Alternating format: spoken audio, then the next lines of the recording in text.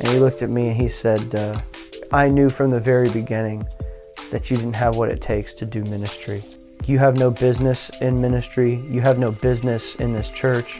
You have no business in this country. You should just go home. You don't belong here. And so I was like, all right, fine. See ya. Hey, everybody.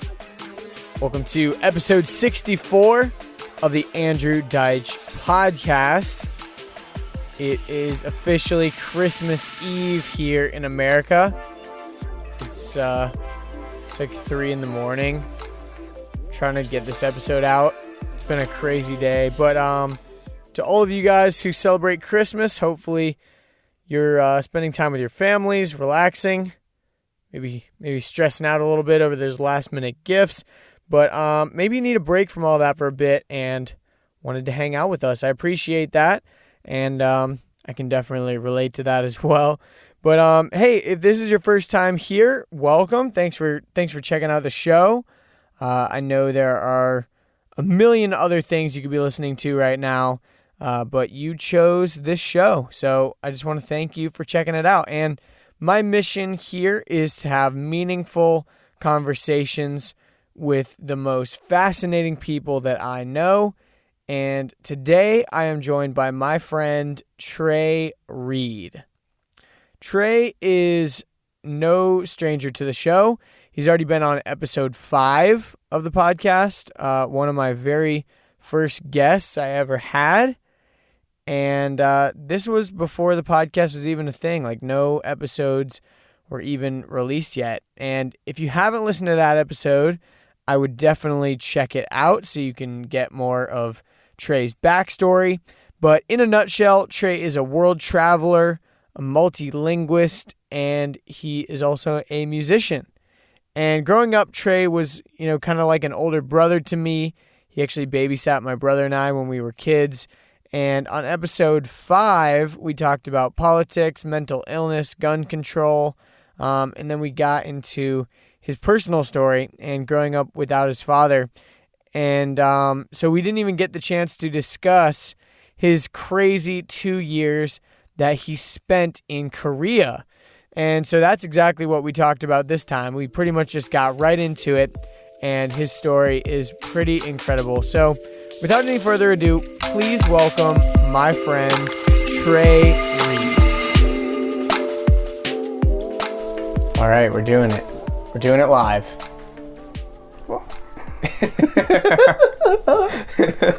Who is that? Bill O'Reilly? Bill O'Reilly. Great stuff. Great content right there. Well, what's up, Trey? Round 2. You made it back. I made it back. We were just talking. Trey thinks that he's the only person that is not an entrepreneur that's on my podcast, but I informed him that is not the case. No, I have no money to be an entrepreneur with. No, but our last time we kind of left off with I wanted to hear about your trip. Yeah, Korea. But we don't need to get into it right away, just because I feel like we'll probably talk about it in a second. But just to give people a recap, if they haven't listened to the first episode that we did, who are you? And in a nutshell, I guess. So my name is Trey Reed. I'm not really anybody special in particular. I just happen to know the right people. So, currently I'm a seminary student at Reformed Theological Seminary, and I work at a nonprofit which helps homeless families find housing, and we also do like EL civics classes. And so my job is to help. What's EL? English language, English learning. Okay. Civics. And so my job is to help immigrants find work. Is it mostly like Korean immigrants? It's actually mostly Hispanic. I was gonna say. So I've been taking some Spanish lessons so that I can try to communicate better with the ones whose English is really low. Yeah. But that's not going too well. I still only know stupid phrases that I pick up from movies. Yeah, exactly. But it's good. I enjoy the work.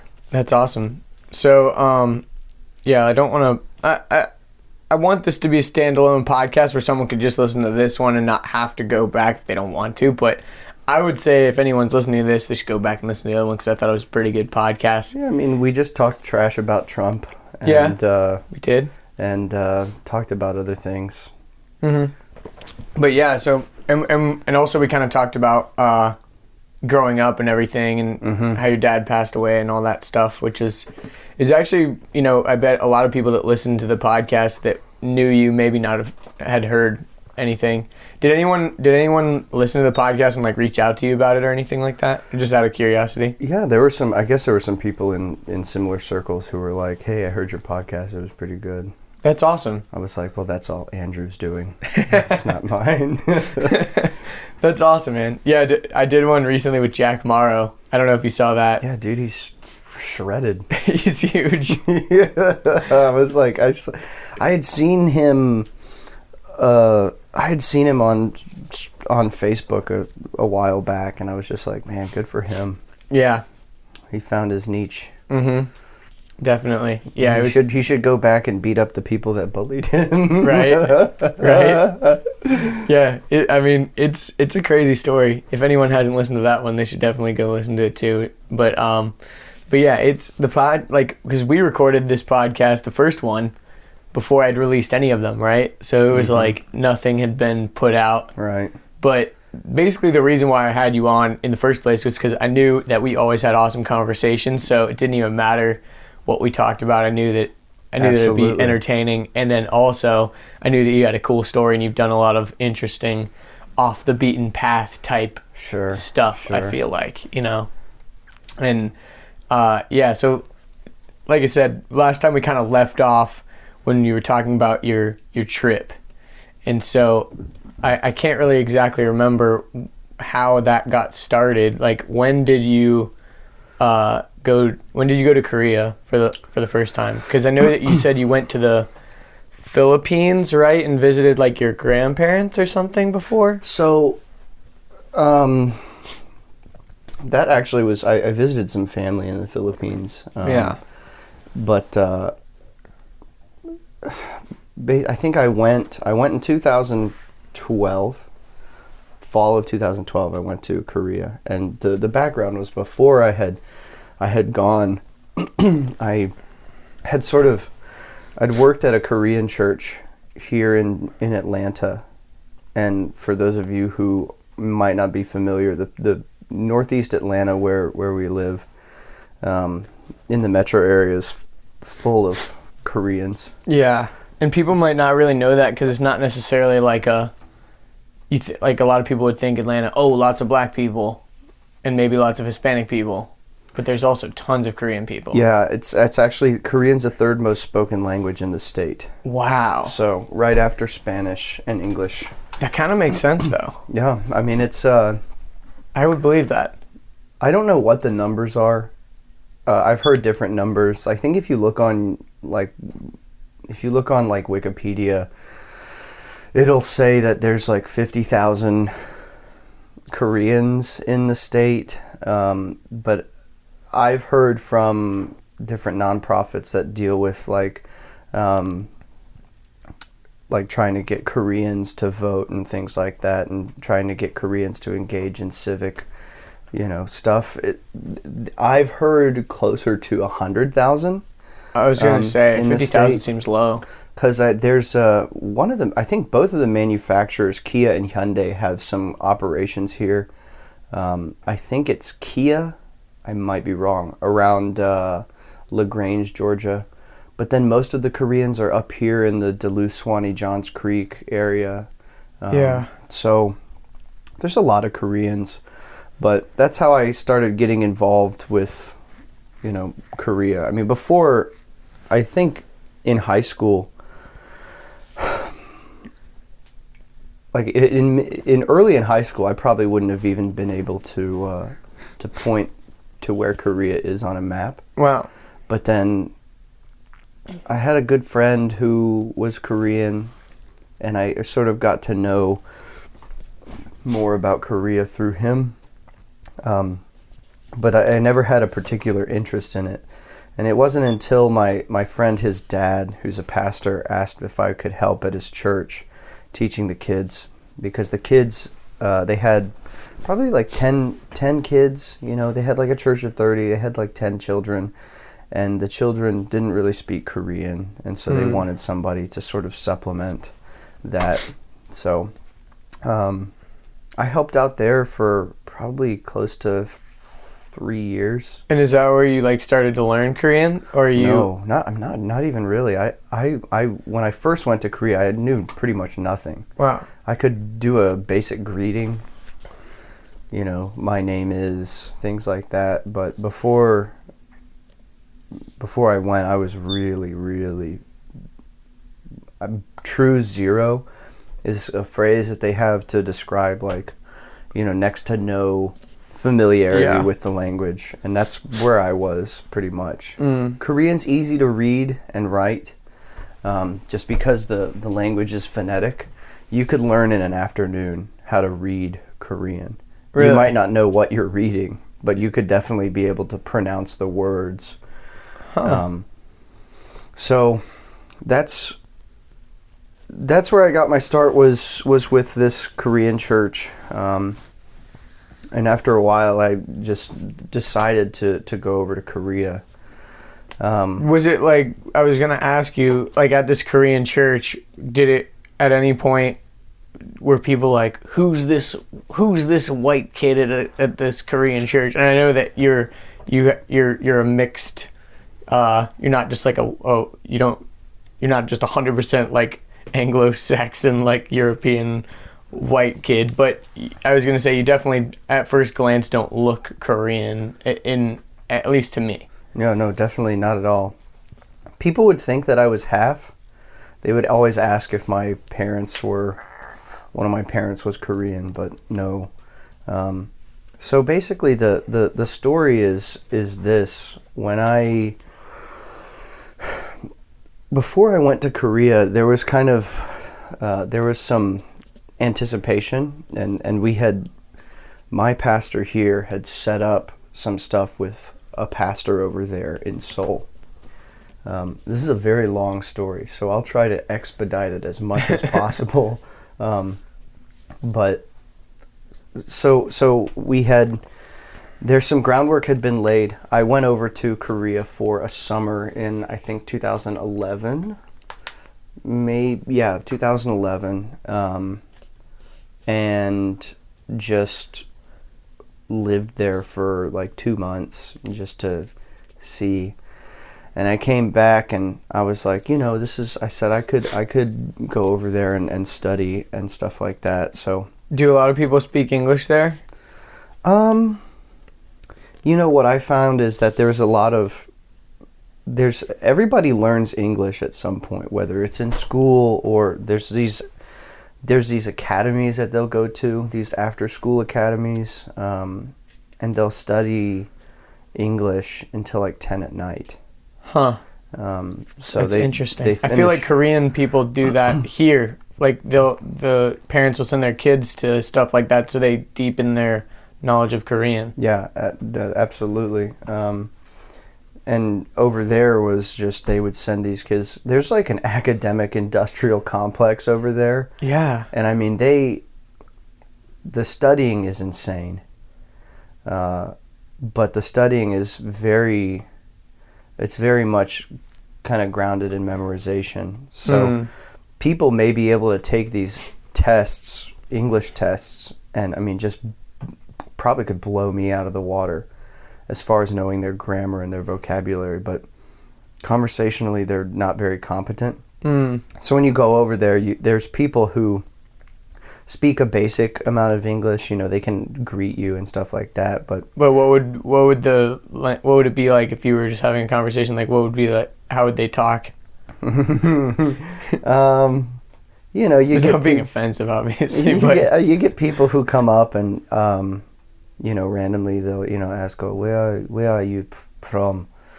oh, I'm from America, and then they try to have a conversation with you if they're gutsy enough. Yeah. But typically, they're too shy to try to, they're, my English is not good. I don't want to look stupid. Yeah. So they won't use it, even though they might be pretty decent.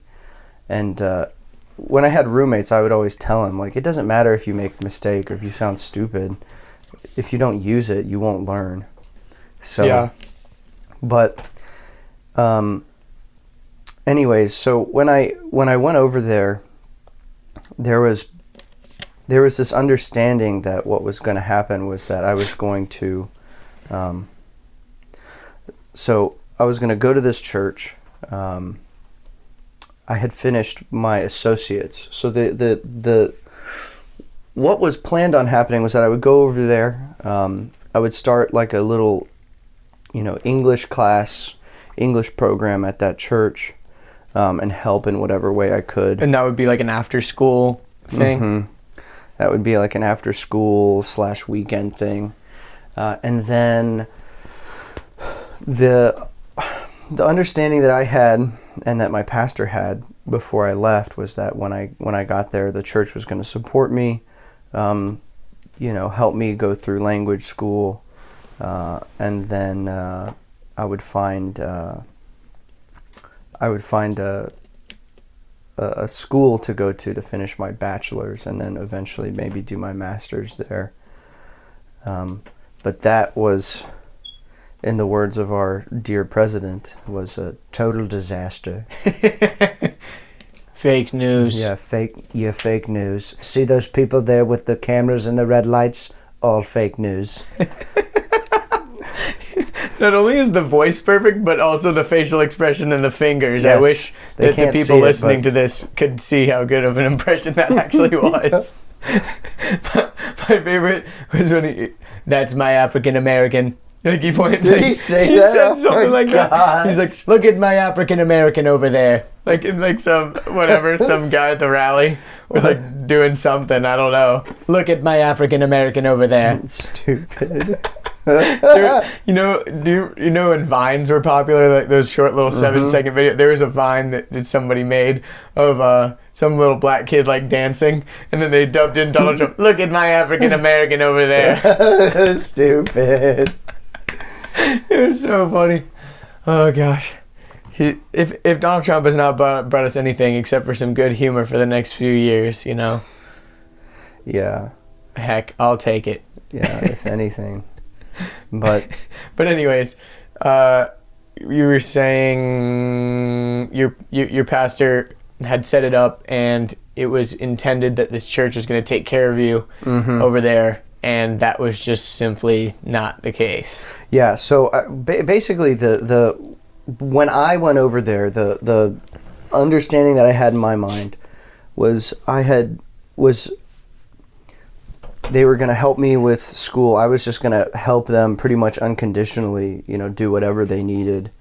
And then they would help me with school, help me with a visa, and help me with housing.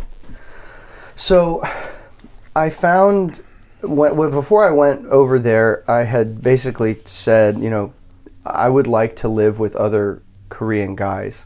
One, to be, to have other people that I'm living with so that I'm not isolated. Two, that I can be held accountable. So, that there are people who are there who see my actions, can see, am I living in a way that I'm supposed to? Am I living in a way that is honoring to God? And then also, just being able to learn Korean. So I had asked, find me because there was a college nearby. So certainly there's got to be an apartment somewhere with some guys who would not mind having a foreigner live with them. And so they had basically told the pastor here, they were like, yeah, green light on everything. We're good to go. So the time came, and I think early September 2012, I left for South Korea. And when I arrived, I had understood all these things that were going to happen. So I got there, and I remember getting on the plane. I thought, what the hell am I doing? This is dumb. Because the plan was you were going to stay there for a year, or what was the initial length?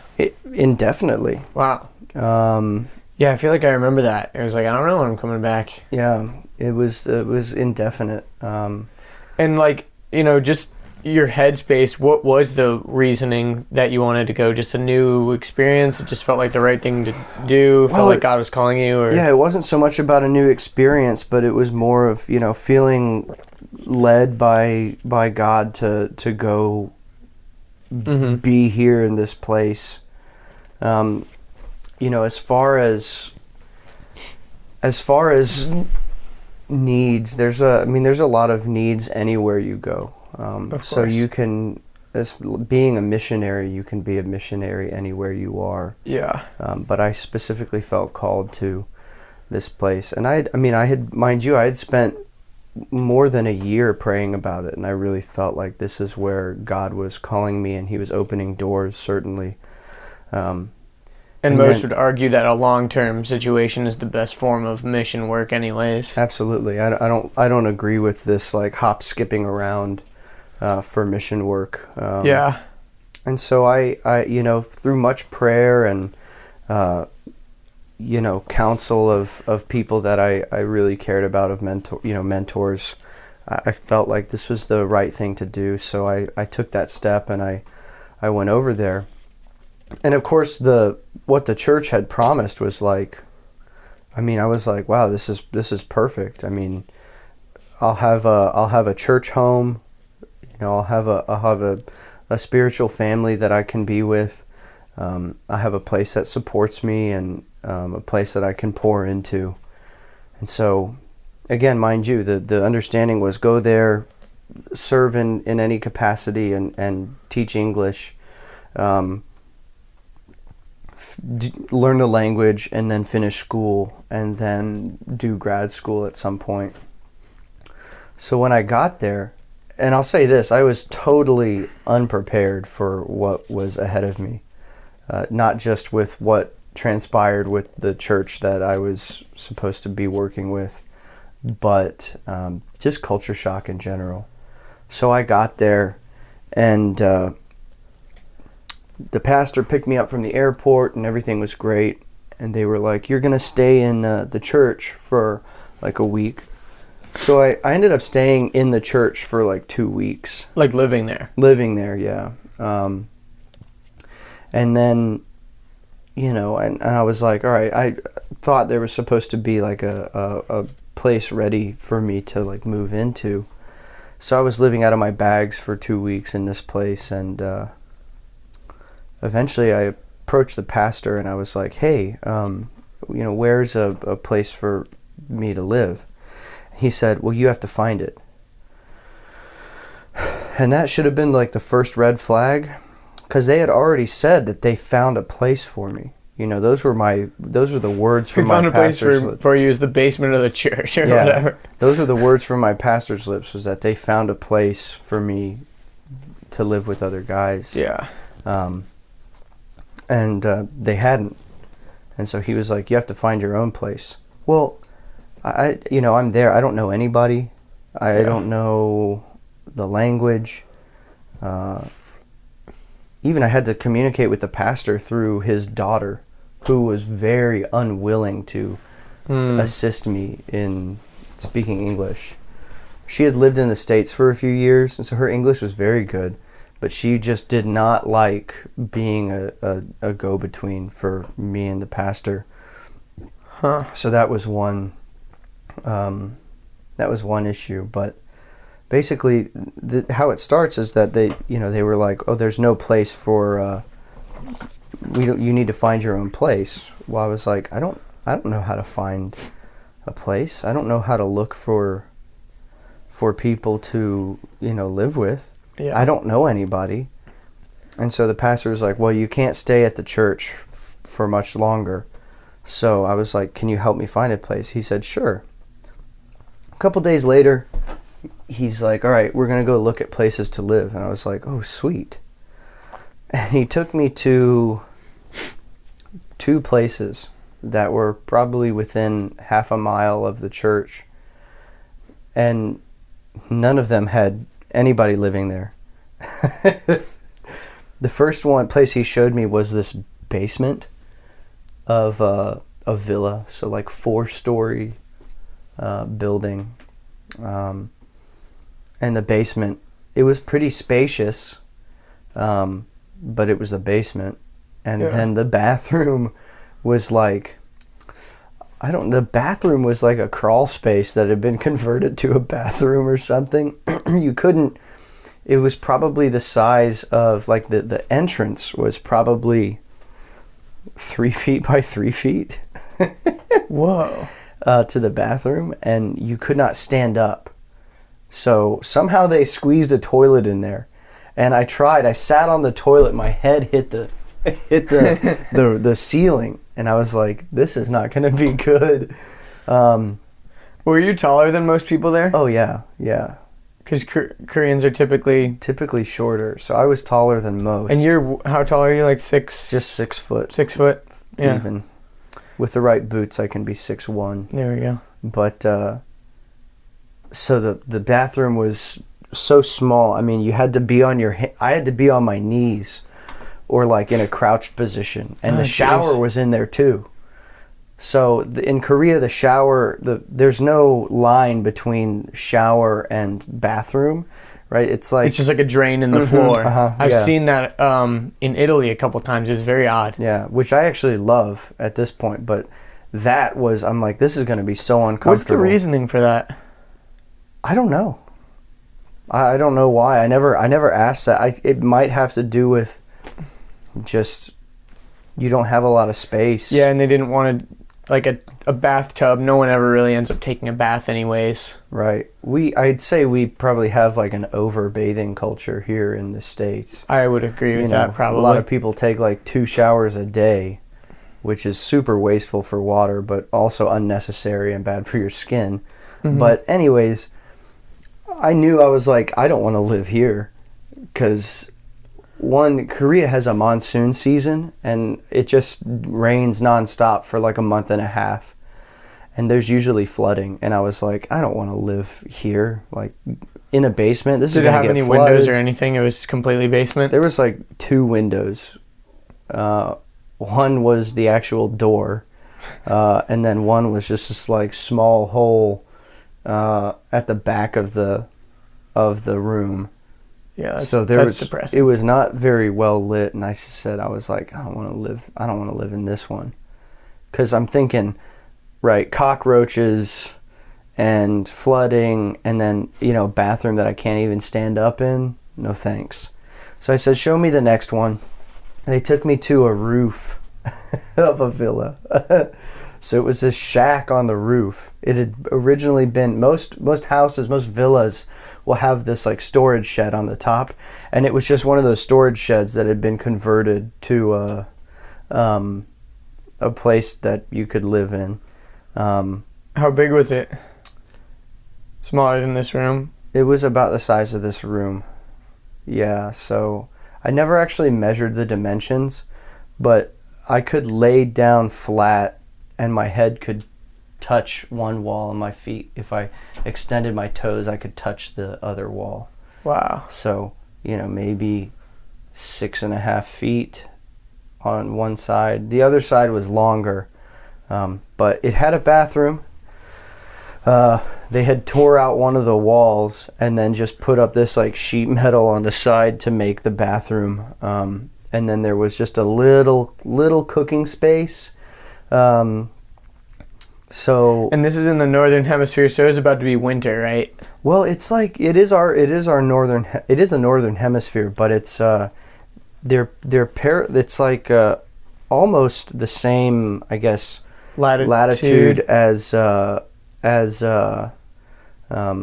Georgia. Okay. But because it's a peninsula and because it's mountainous, it's a lot colder. The winters are pretty intense. I mean, compared to what we deal with here. Yeah.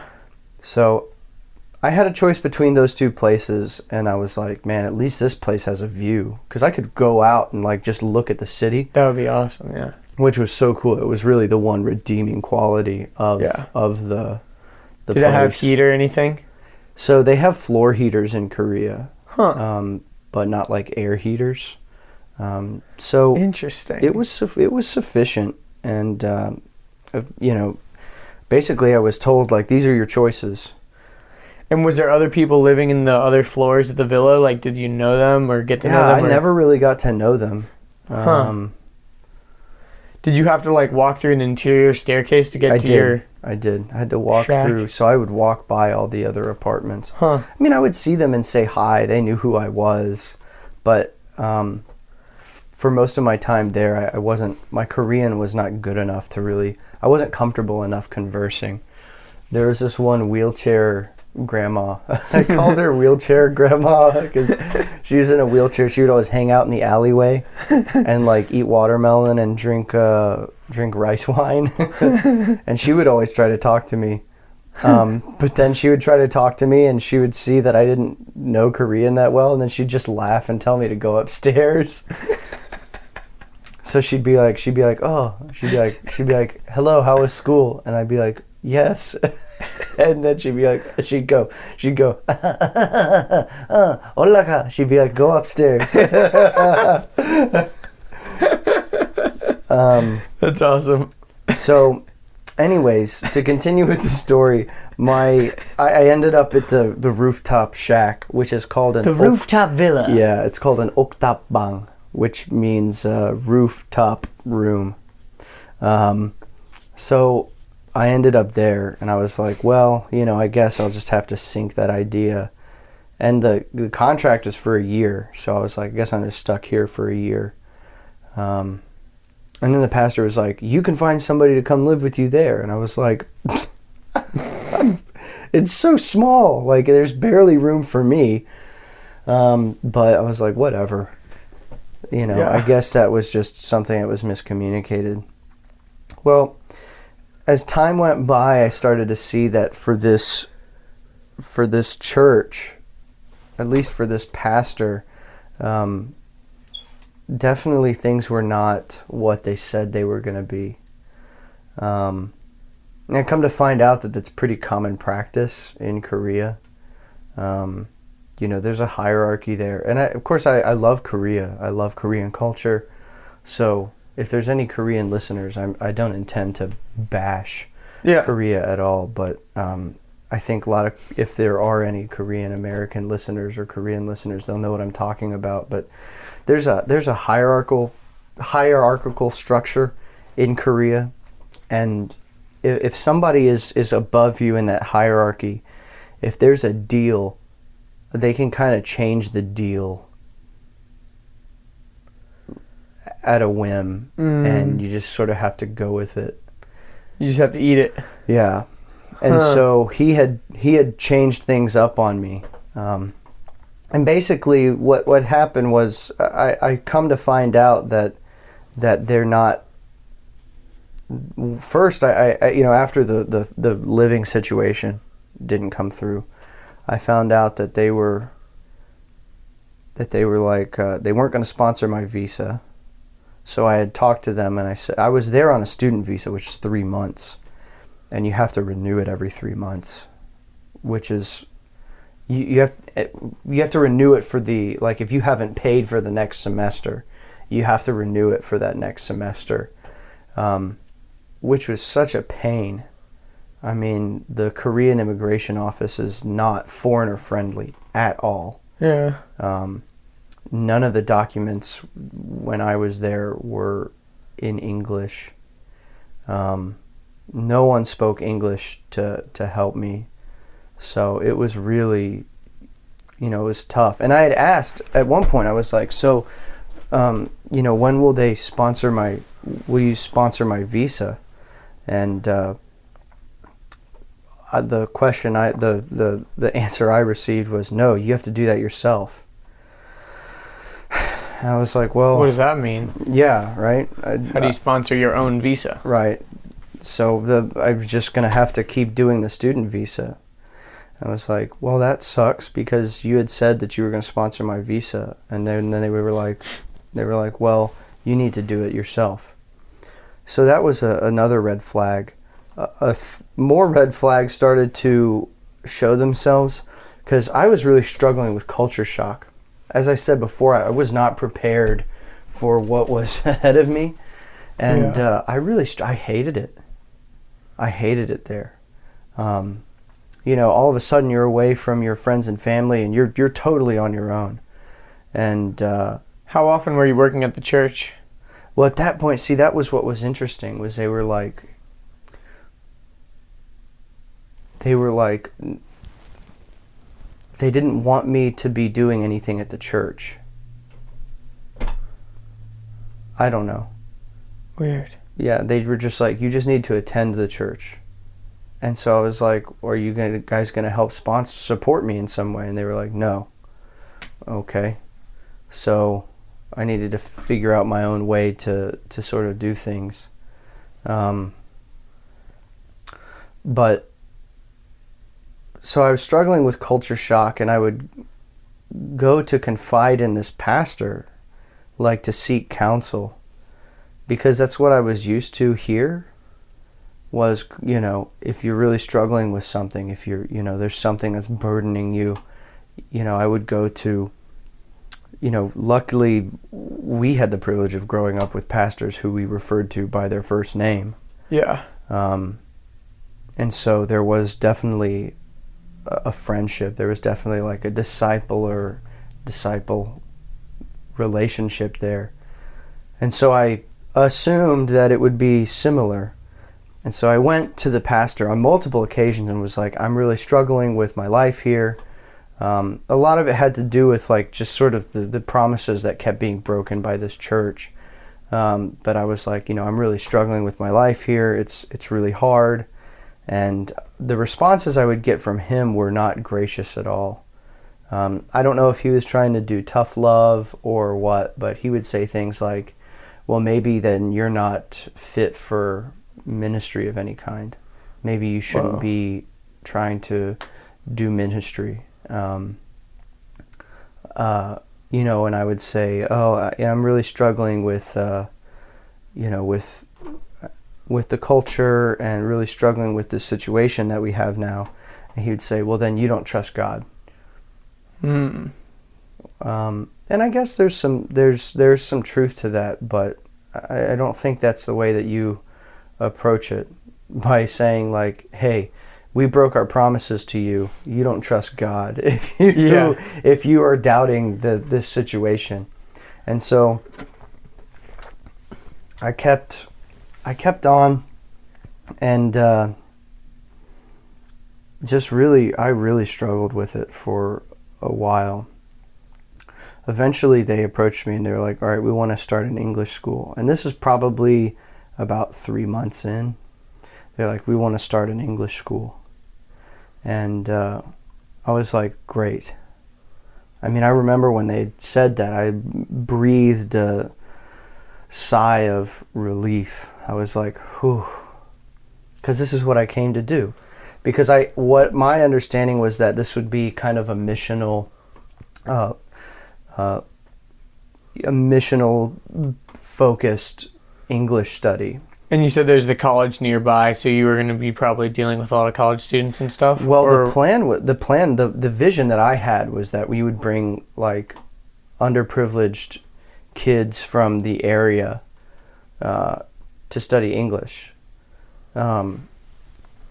There's like I said, all the Korean students, most of them go to these after-school English programs, but those are really expensive, and there are a lot of families that can't afford that. So I was like, let's I'm not the greatest English teacher in the world, but let's make this a place where people can come and learn English for free who don't have the ability to learn English somewhere else.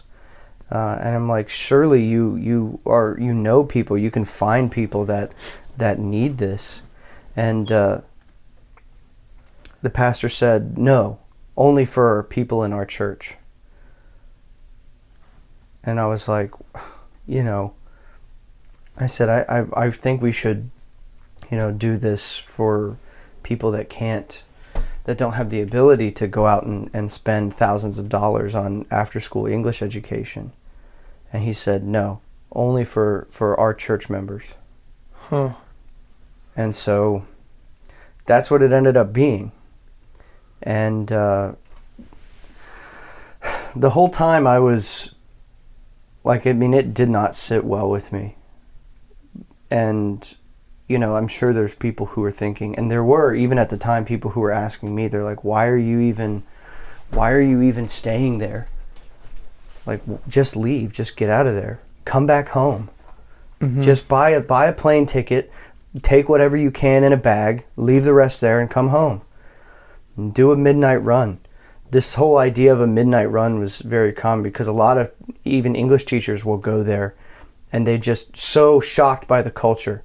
Just the way that people do business, the way that the work environment is, the way that people act around you, the way that people look at you and stare at you because you're a foreigner. They just can't take it. And so in the middle of the night, they'll buy a ticket with whatever money they have left. They'll just take a bag, whatever they can fit in a bag, and they'll bolt. And so it's very common thing. And if you know anybody who's taught there, they probably know somebody or trained with somebody who one day was just gone because they just could not deal with it anymore. Weird. And so Makes sense though. I was very tempted to do that. I was so tempted to just get up and leave, run away. And what was making you want to stay though? That's the thing. I prayed about it. And I prayed about it very bitterly because I was like, God, I don't like it here. I hate it here. I hate this country. I hate these people. I hate the language. I hate everything. I don't want to be here. I want to leave. And I struggled with it so much.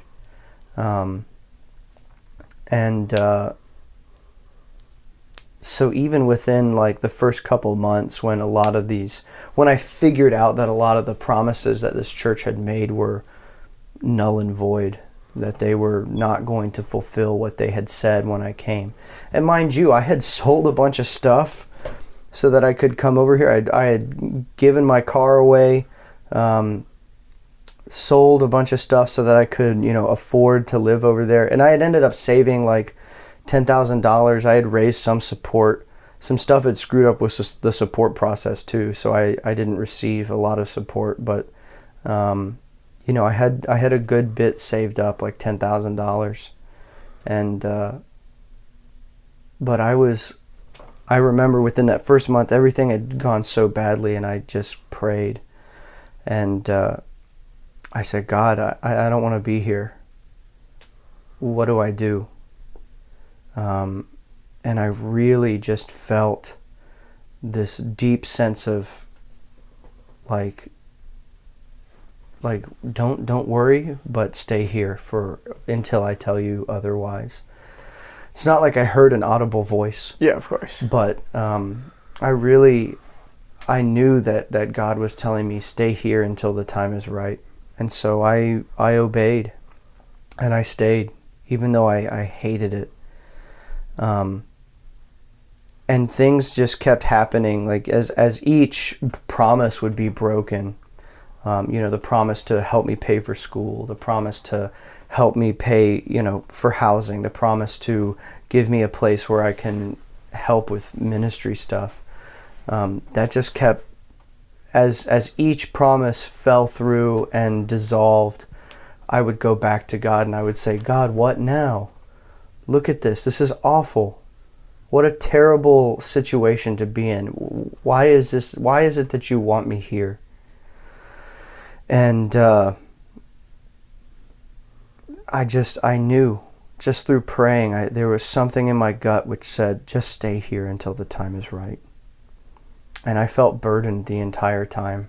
I hated it. Eventually we started this English school, and the church had offered to pay me, but it wasn't a lot. if initially they weren't going to pay me, and then I was like, so you're not going to pay me at all? And then they were like, fine, we'll pay you. It was going to be like $200 a month or something like that. And I was like, I actually just refused the payment. I was like, no. Because I knew that if I took the money, I would be more beholden to them. You know, I envisioned this like, oh, you know, when the time comes to leave, oh, look at what we've done for you. We've given you all this money. And so I said no. I mean, $200 a month is not a lot anyways. Yeah. But I refused. I said, you know what? No, I'm not going to take payment. I'm just going to keep doing what I'm doing. And I had been teaching English on the side privately. And at one point I was like, this was crazy because I approached the pastor and said, I need to make money because I need to not just rely on my reserves. I need to make some money. And I said, I'm going to go teach English like privately a couple days a week. And he said, I forbid you. And I was like, what? And his thing was, if you go out and get and teach English for, you know, for people like privately, then you don't trust God, you don't love God. What? And I was like, well, that's not right. So I'm just gonna ignore you and do it behind your back secretly. Yeah. And so I did.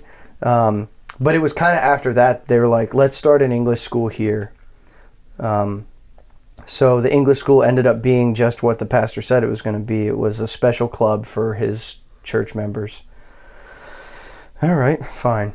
Was it free for church members to attend? No, he made them pay. Oh, wow. And I was just like... Were you the main teacher? I was. So what happened was there was this... So he was making money and not paying you, essentially. Essentially. I don't know if he was pocketing that money. You know, I'm not going to say he was corrupt. Yeah. I'm just going to say... It was going straight to his coffers. Yeah, straight to his coffers. Yeah. I don't think it was lining his pockets. I think they were just putting it into a larger... It was going straight to his car payment. Yeah. But, so what it ended up being was there was this guy who showed up probably a couple months into me living in Korea. I'm not going to say his name, but he was a good guy. And he had lived in... He was a U.S. citizen. He grew up in China and lived in the States, and he was Korean, so he spoke Korean, Chinese, and English perfectly. Wow. And so we started this school together, kind of, and we're getting this, you know, we're starting this planning, and so we had like 2 weeks to plan, and I said, we're gonna buy a book. Let's let's figure out a book that we want to use, and we can just teach out of that book. Like, how easy is that? It's so easy.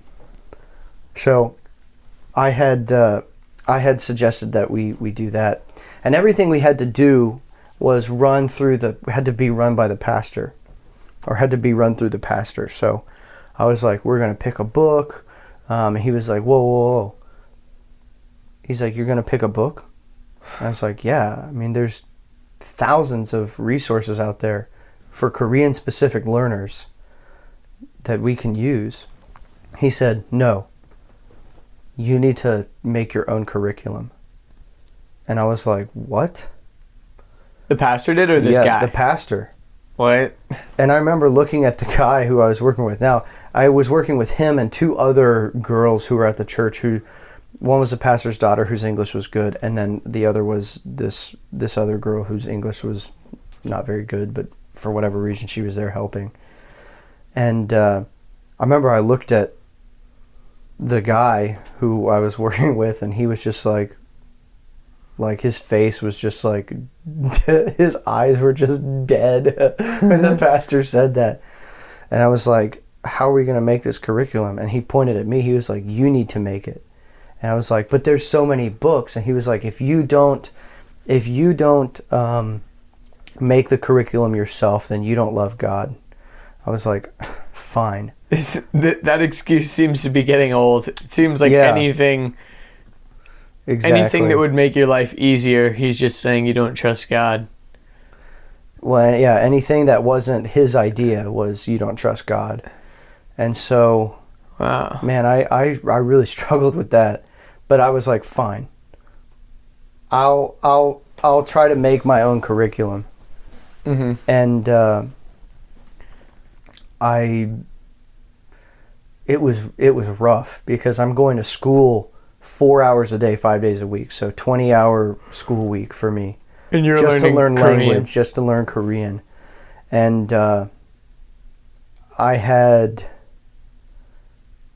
and then I'm trying to make this curriculum. So I'm coming home, I'm studying for 3 hours for Korean. I'm spending like 3 hours doing, trying to make curriculum for this school. Now the school ended up being like only 2 or 3 days a week. But the problem was we had like mixed classes. So we had like a class with a bunch of little kids. And then we had a class that was like middle schoolers to like seniors. Huh. And it was not ideal. But I'm sitting there making this curriculum and it's just like, gosh, it was tough. It was really tough. It took a lot of convincing to get the other people who were helping me to step up and say, okay, we'll help you make curriculum. Because I was like, I'm dying here. This is tough. I can't spend any time hardly now studying for my actual school because I'm spending so much time making these slides and figuring out what the curriculum is going to be and making lesson plans. I'm like, I'm doing this from scratch and this is really tough. And they begrudgingly were like, fine, we'll help you. So they would do like one of every 2 or 3 lessons or every 3 lessons or something like that. Yeah. Or they would like do a portion of it. Did you ever think about like trying to get a book and just kind of like modifying it slightly or like... Eventually I started to do that. But what's happened was every lesson had to be run through the pastor. And so we would make a lesson and he would say, no, you need to teach them how to have a conversation at an airport. I'm like, they can't even say their own name. How are they going to have a conversation at the airport? He was like, you need to do this because I said. I'm like, fine, we'll teach them how to have a conversation at the airport. Of course, the people who were these true zero, they didn't learn anything. Because they had no foundation from which to speak to have a conversation about a plane ticket. Yeah. But it was stuff like that, man, and I really struggled with it, and the whole time I was like, God, this is so stupid. I hate it. I want to leave. Now, time passes. We've probably done this for 9 months, and what's important to this part of the story is that a brand new coffee shop had opened up just like in front of the church. I don't even remember what the coffee shop was called, but I still can remember what it looks like. I still remember the smells. And there was the barista there who first I went there because the coffee was good. And then they had this thing called bengsho, which is mulled wine. And the mulled wine was really good. I'd never had it before. Mulled wine. Yeah, so it's like spiced wine that's boiled and sweetened. It's really good. Huh. And so I just went there and like I would study there, do my homework and, buy a drink and just sit there for a few hours and try to do homework and lesson planning and whatever. And so this happens around month 7 of this English school as this new coffee shop is put up. And I started going there frequently.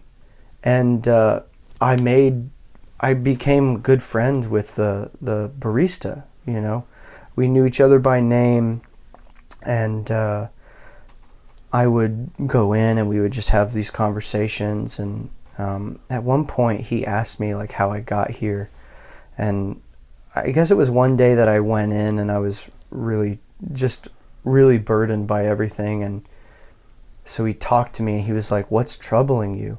And I just shared with him, and I had never really shared with anybody. And I had been at even a part of this is that I had been forbidden to go to English service churches by that pastor. And I was like, I want to worship.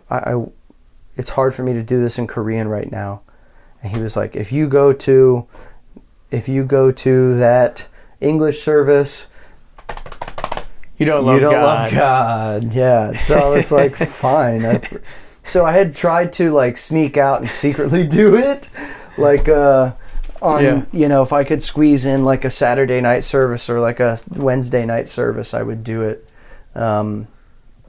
But Did you ever speak to anyone at those English services about like the fact that you worked at a different church? Or I had, and there was a pastor at one of these. He was Australian. He was like, Trey, you've got to leave that church. It's like, this is the Korean thing. They just rip you off and they abuse you and treat you badly. You've got to get out of there. That's my advice to you. It's a really good Australian accent. And so this was kind of early on too that I talked to him about that.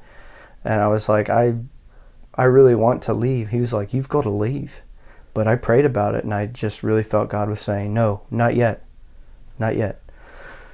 Did that Australian guy ever offer you any kind of position or anything like that? No, but he was like, you need to leave that church. But I prayed about it, and so I stayed. So anyways, about 7 months in, so this is probably around, we started that school, I think, in like December. So this is probably around August of 2013, and this coffee shop set up, and over a couple months I get to know this guy.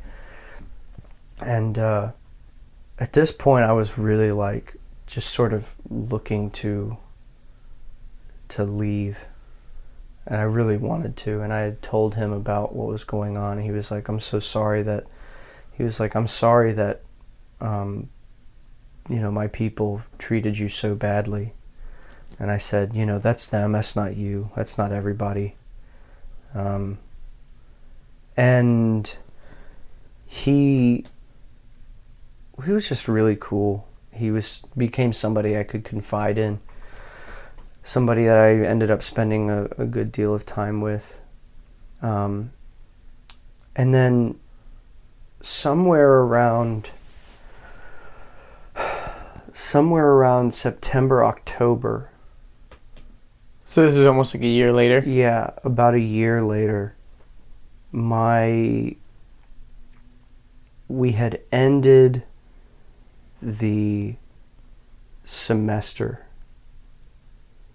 And it had to have been September, because I remember it was still warm outside. It wasn't cold yet. And we had ended this semester, and I was like, this sucked. We had these staff meetings like twice a week where me and them would get together and talk about what we were going to do, and they would just kind of beat me up about not having a good attitude about it. And it's like, well, yeah, because it sucks. I mean, I'm trying to put my heart into this, but it's sort of difficult given the situation. But so we had this staff meeting, and it was me, the guy who had lived in the States, the pastor's daughter, and then this other girl. And we had finished the semester. And it was like a Saturday, and I remember I was like, we were done. I was like, yes. And I was about to just run back to my house, get my baseball glove and go meet a friend. And they were like, where are you going? I'm like, we're done. And he was like, we need to have a meeting. And I was like, yeah, about what? And he was like, about what we're going to do next semester. And I just remember in my mind, I was like, damn. And so we met in this room that we had always conferenced in. And they were like, so we need to talk about what we're going to do for next semester. And everybody, I could see it on their face. Everybody had that same, they were like, I don't want to do this. And I just said it. I was like, hold on. I was like, let's stop for a minute. I said, who actually wants to do this? Everybody was quiet. I said, I don't want to do it either. I don't want to do this. This is not what I had envisioned. I wanted this to be a place where to do ministry, to share the gospel through English learning, to give people hope more than English. And they were like, yeah, we don't want to do it either. We don't like it. And I was like, you're gifted in area XYZ, not here. You're gifted in another area. That's where you want to be. You know, to the guy, I was like, you're gifted in this area. That's where you want to be. Why are we wasting our time with this? This has not been fruitful. This has been really tough for everybody. And it's taken away from a lot of other areas that we're trying to focus in. I said, you guys don't want to do it. I don't want to do it anymore. Let's tell the pastor that we're done, that we don't want to do this anymore. And then it was quiet, you know, and they talked amongst themselves in Korean, sort of leaving me out of the conversation, and I could pick up bits and pieces. And then the pastor's daughter looks at me and she's like, we can't tell the pastor that. I said, why not? She said, because you're a foreigner. You can leave whenever you want. We have to be at this church for the rest of our lives. We cannot say no to him. And at that moment, I was like, wow, mind-blowingly unbiblical. But then at the same time, I felt this burden lifted off of me. And I really felt God telling me, now you can leave. Huh. And so they're like, you know, we can't tell him that. And I'm in my mind, I'm like, this burden's just suddenly been lifted. It's totally gone. And I feel, and I you know, I just really, I felt God saying, now you can leave. And I was like, sweet. Mm-hmm. So I said, look, I'll tell him that I don't want to do it. And if the native speaker's not going to do it, then it'll fall apart and you guys don't have to do it. And they were basically like, all right, that sounds like a good idea. So we went to the pastor, and then they threw me under the bus. Of course they did. They threw me under the bus. And we're going to speak to the pastor, and the whole time I'm thinking in my mind, I'm like, yeah, you know, I'm gonna be freed up. I'm gonna go to the English church if I want, and I'm still gonna attend here because I have friends here at this point, and I still want to make some kind of investment and some impact, because there have been people at this church that are taking care of me. Pastor aside, you know, and he did things to take care of me, but he also treated me very badly. But I was like, you know, in my mind, I was like, I still have this idea that I'm going to stay here. And so we went there, and they were basically like, they're talking to him. He was like, the pastor met, and he goes, he said, what's up? Why did you want to meet for? And they go, he doesn't want to do it anymore. They're like, he wants to quit. And I'm like, oh, that's rich. And I wasn't going to rat him out. I was like, whatever. It's true. I don't want to do this anymore. They don't want to either. Yeah, I could have been like, you should have heard them talking about it. But I was like, you know what? Whatever. There's no point. Yeah, no point. And so I said, he was like, is this true? And I said, yes, it's true. I don't want to do this anymore. And he said, he just went like this. He went, and he looked at me and he said, you don't love God. Well, worse than that. He was like, I knew from the very beginning that you didn't have what it takes to do ministry. He's like, you have no business in ministry. You have no business in this church. You have no business in this country. He's like, you should just go home. You don't belong here.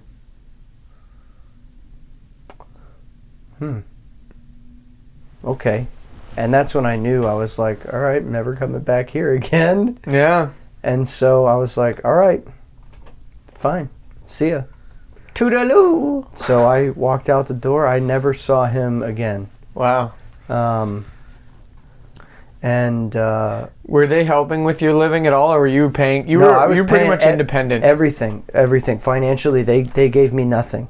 Were you running low on your reserves at all, or were you still pretty good with your savings? I had been super frugal, and then the you were teaching the side hustle, the undercover side hustle. So you're not the only non-entrepreneur. You had a side English business in Korea. That's funny. So you were making a little bit from that. I was. That's good. It was pretty decent for what it was. I mean, I would teach for. Would you go to people's houses and teach? Okay, I figured. So I would come to my shack and we will learn English. Yeah, I would teach for basically $50 an hour, which was. That's pretty solid. Really good. I mean, that was enough. Yeah. Considering that my monthly rent was $200. Wow. So in 4 sessions you could knock it out. Yeah, but I mean, when you're living in a shack on a roof, you're no matter where you are, your rent's not going to be that much. Yeah. So he had said those things to me, and I was like, all right, time to clear out. So now it's almost a year. So I've got a couple weeks left on my lease. And I'm like, I don't want to stay near this church. I want to go somewhere else. But you didn't want to leave Korea. I didn't want to leave Korea. Yeah, I was like, I came here to do something, and I'm gonna do it. I'm gonna at least leave with a second language. Mm-hmm. And by this point, my language skills had gotten a bit better. Not tremendously better from when I started. Yeah. But I still wasn't conversationally competent totally. Because you think about it, it's like a baby when they're 1 year old. Right. When they're 1 year old, I should say, they can't speak fluently. Exactly, and they've only had 1 year of experience with it. Mm-hmm. And even babies pick up on language easier. Yeah, and that was me. I mean, I prayed. I said, God, please provide something so I can stay. Because I don't feel like you're telling me to go home. I don't feel like you're telling me to get out of this country. I feel like you are telling me to stay. So provide a place that's away from these people. And were you in the actual city of Seoul? Mm-hmm. So you were in the hustle and bustle of it wasn't suburb area. I could look out and see a good bit of the city from my roof. I'll never forget it. I still have pictures, man. Just so beautiful, that view. Is the only redeeming part of that living situation. Yeah. But so that's where this guy at this barista comes back in. Now, I've been going there for a couple months, several times a week, just sitting there doing my homework, having conversation with this guy. And he was one of the first people who really, I started to try to have these conversations in Korean with, on the regular. So he was like a conversation partner to me too. Did he speak English at all? Not really. But he was also a Christian. He was also a believer. And so at one point, he had asked me, what's going on? And I told him about what had transpired at the church. I was like, yeah, I don't go there anymore because this happened. And I said, but I'm looking for a place to live. And I don't really have a place. I don't know where to go. He said, there's somebody, a friend of mine at my church he is basically I don't know what they would, the English equivalent is staff, but he's basically a college ministry. He operated a branch of InterVarsity Fellowship. IVF is what here it's, some places it's IV, InterVarsity, but over there it was IVF. They called it IVF, InterVarsity Fellowship. And it's an international thing. But there was this guy had but he was basically the campus minister for this branch at a school in Seoul, at a college in Seoul. And he said, let me ask him and see what they have. See if he can help. So he called me a couple days later, and I've got like a week left. So he called me and he said, hey, they want to meet you. They think they basically, the setup was they have IVF at this college called Konkuk University. They have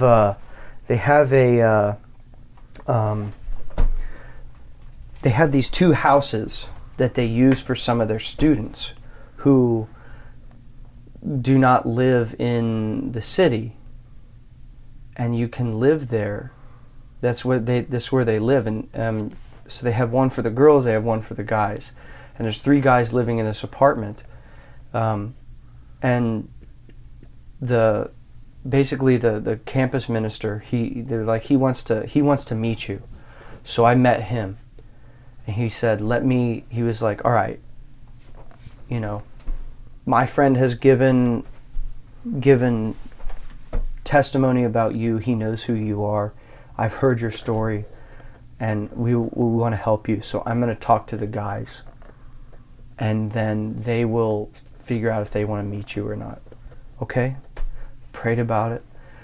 Got a call from somebody a few days later, and he had a really deep voice. So I answered the phone. I was like, hello? And he was like, this is all in Korean. He's like, hi. Is this Johan? Because that's my Korean name is Johan. He was like, is this Johan? I was like, yeah, this is. He's like, my name's Taejun. We live at the IVF house. I was like, oh, yeah. He's like,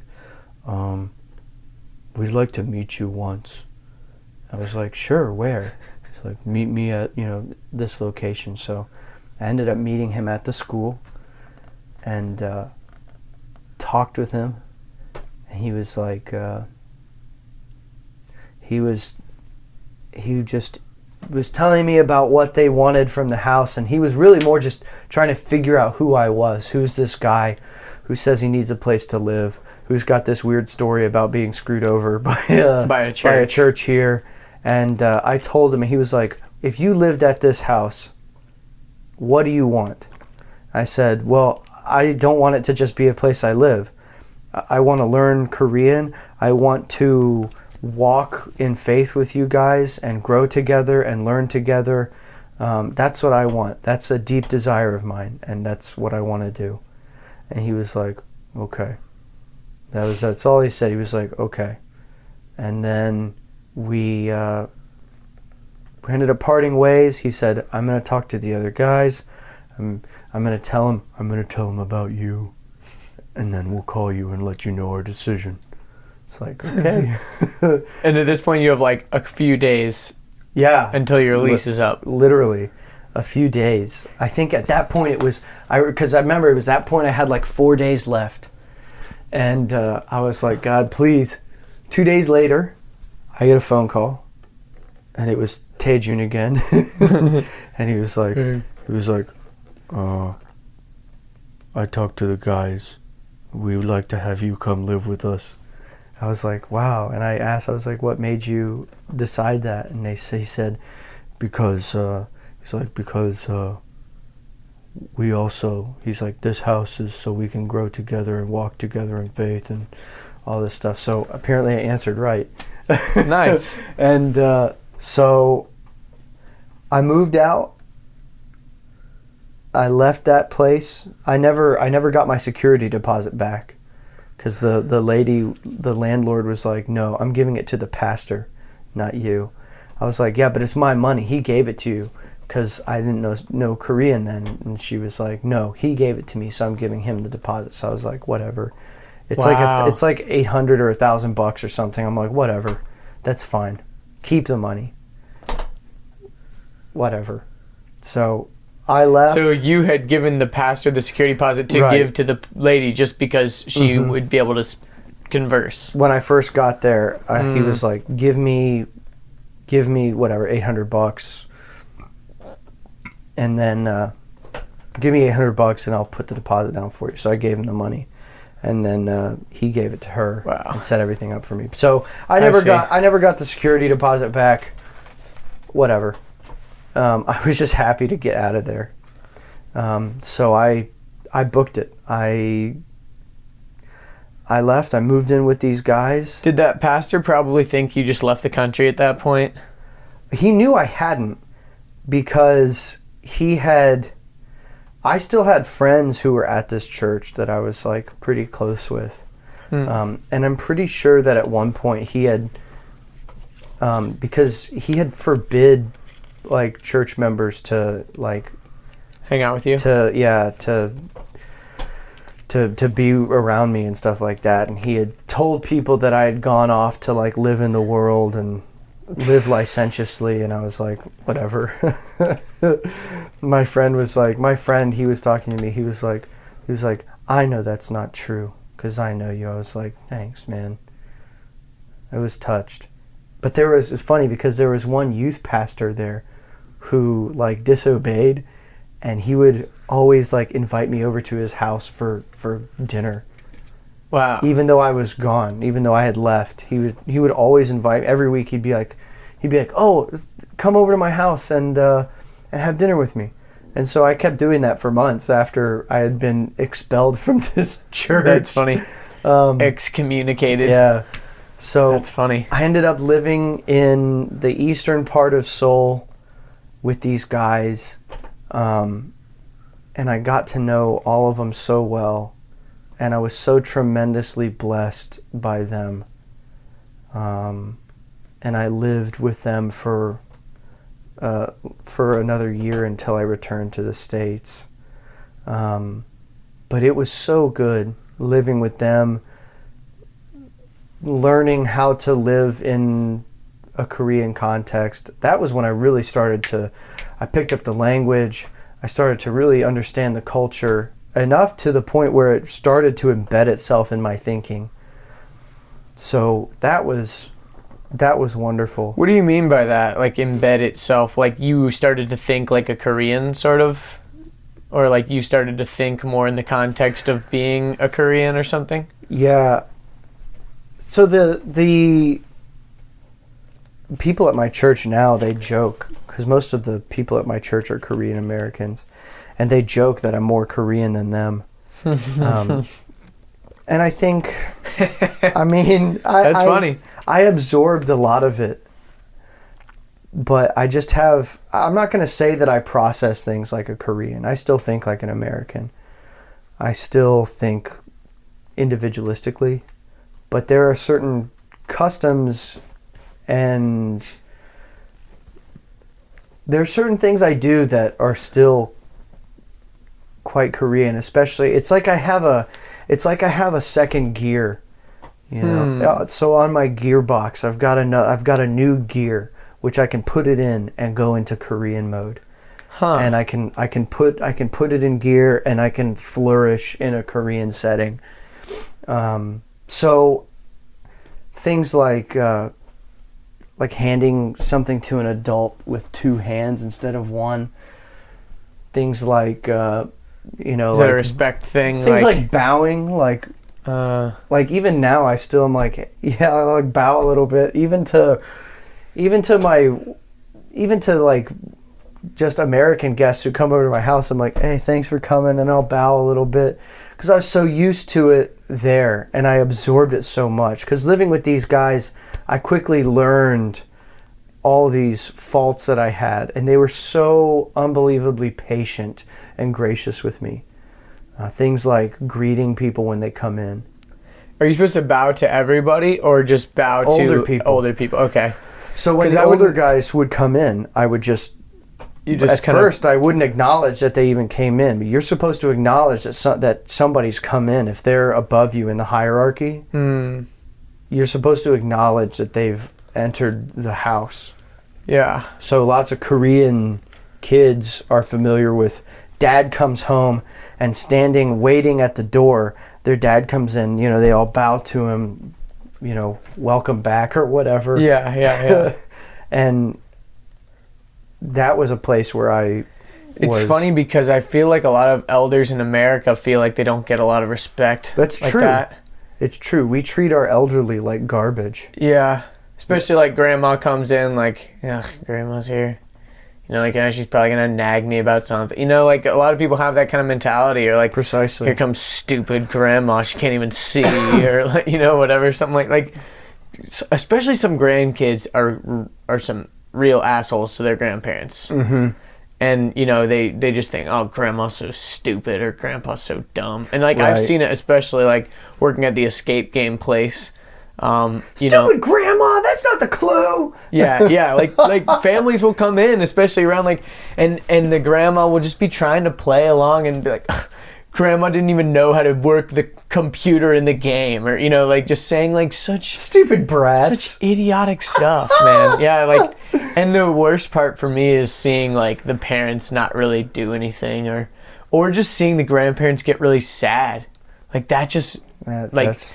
and because it's one thing if your grandparents are mean. Like, that's one thing that, unfortunately, like, my grandpa has always just kind of been a mean guy. And so, like, a lot of times, I don't feel bad about thinking those things. But a lot of grandparents are really sweet. And, they're really kind, and to see that, their grandkids don't even, or that they, that they're trying to pass along some sort of, like, legacy or stories or whatever, and the grandkids could just care less, it's just kind of, like, sad in some ways. Absolutely.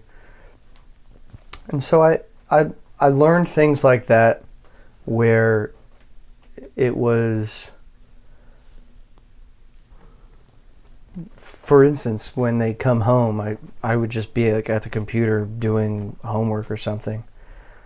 And for whatever reason, like the oldest guy at the house, one with the deep, manly voice. Taejun. What was his name? Yeah, Taejun. He would come in and he would stand next to me and he'd go, I'm back. And I'd just look up at him and be like, great. He was like expecting a bow or a greeting. He was expecting like a greeting. Like they didn't expect me to go up and bow, 90 degrees and be like, oh, welcome back. Welcome back, Taejun. He definitely, there was an expectation of like, hey, you gotta like acknowledge that I've come back. Was it simply because he was older? Yeah, I mean he's older, and I owe that to him. I should acknowledge that he's come back, even if he was only like a couple years older or whatever. Yeah, interesting. Because I've thought about this a lot recently about how because for whatever reason, a few people in my life have come up recently talking about like astrology and like freaking like horoscope signs and stuff, and I don't subscribe to any of that. But the funny thing is, it's all about based on where you're born and what time you're born and stuff, and like what time of year. And there's some people in certain cultures that just based on whatever, they might not even know their birthday. They might know they were born in a certain year. They might know they're born in a certain month. But like, what if you growing up, what if you were adopted or whatever, and like you actually didn't even know your real age? Like, what if I've thought about this a lot. Like, what if for whatever reason we didn't keep track of that stuff? I wonder if I would guess that I was like 18, or I would guess that I'm probably like 23. It's weird to think about that. In Korea, your dates are kept up with very well, and it's because of that hierarchical structure. But not only that, and when you're born, you start at 1, right? Because they're like, you've been in the womb. They believe that you start from conception, so they count that as 1, even though it's like 9 months, right? But you get 3 months for free. Yeah. But like they do this with birthdays. So after a child, they celebrate the biggest day, bigger than 1 year, is 100 days. If a child has made it to 100 days, it's a huge deal. Wow. Because historically, if a child made it past 100 days, then they were likely to grow up to be an adult. Wow. If they couldn't make it past 100 days, then, I mean, so if they made it past 100 days, that was a big deal because that meant that you're going to have a long life ahead of you, most likely. So they celebrated 100 days, and they still do. Even in it takes shape in relationships as well. Couples will celebrate 100 days together. They'll celebrate 60 days together and 30 days together. That's interesting because I feel like a lot of things we think about is like a 90-day blah, blah, blah. Mm-hmm. I'm going to do this 90-day challenge, Right. 90-day push, 90-day, because a lot, people will say, oh, well, it takes, scientists say that it takes a human brain 90 days to form a habit or like 21 days to form a habit or whatever the heck they say. Yeah. So like over there, it's like 100 days is a big milestone. Interesting. 100 days. So they keep track of dates so well. And it kind of plays in. I think they both feed into each other, the hierarchical thing, and then the dates. The dates help with the hierarchy thing, and then the hierarchy thing gives you a reason to keep track of the dates. So everybody knows their birthday pretty well. Mm-hmm. Unless you were orphaned, then you might not know. Yeah, you might not know the exact day or whatever, but you would at least know the day you... But if you knew the year... Yeah. So... Actually, if somebody's born in the same year, it's really like... You're the same age. Like if I'm born May 27th and you're born August, you would refer to me informally as a friend. But if I was born in the year before...